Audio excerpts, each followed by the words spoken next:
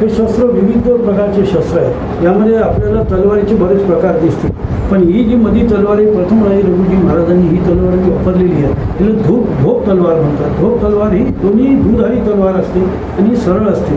पण या धोप तलवारची विशेषता आहे की हे मूठ जे आहे जवळपास धोप तलवारची मुठी एकसारख्याच असतात, म्हणजे एका शेपच्या असतात. आणि अशीच ती तलवार त्यांची ती तो अक्षरला आज आहे. त्या तलवारीवर सुवर्ण त्याने काम केलेलं आहे. महाराजांचं त्या तलवारीवर पूर्ण नाव कोरलेलं आहे. आणि त्या तलवारीने दक्षिण म्हणजे दिग्विजयमध्ये बंगालच्या वेळेस फार मोठा एक दिग्विजय त्या ठिकाणी झाले असल्यामुळं ती तलवार एक चांगली जतन करण्यात त्यावेळेस ते खजिन्यामध्ये ती ठेवली गेली असेल. तर वेगवेगळ्या तलवारी काही धोपसारख्या बी तलवारी आहेत. आपण पाहिल्या की धोपसारख्या तलवारी आहे, पण ते सिंगल एका साईडनी धारवाले आहेत आणि विविध आकाराचे विविध तलवारी आहेत. ह्याच्यामध्ये त्यावेळेस जे हाईट राहायची त्या हाईटच्या हिशोबाने ते शस्त्र तयार करून घेतले जायचे. आणि उंचीच्या वर जर शस्त्र राहिलं तर चालवण्याला प्रॉब्लेम होत होता.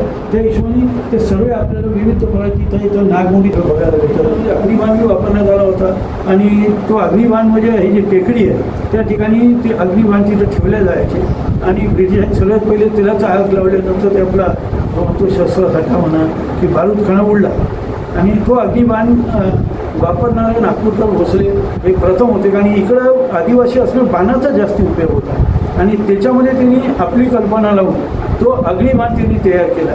तो असा राहायचा की एक पट्टा असायचा, पट्ट्याला एक असं रबरचं हे लागायचं आणि त्या बाण राहायचं, त्या बाणाला बारूद राहायची आणि एक प्रकारचं त्याला ज्वलंत पदार्थ ते राहायचं. आणि तेव्हा ती तिथून सोडली की ते त्या दुश्मनाच्या ह्याच्यामध्ये जाऊन ती पेटायची आणि त्याच्याने ते निघायचं.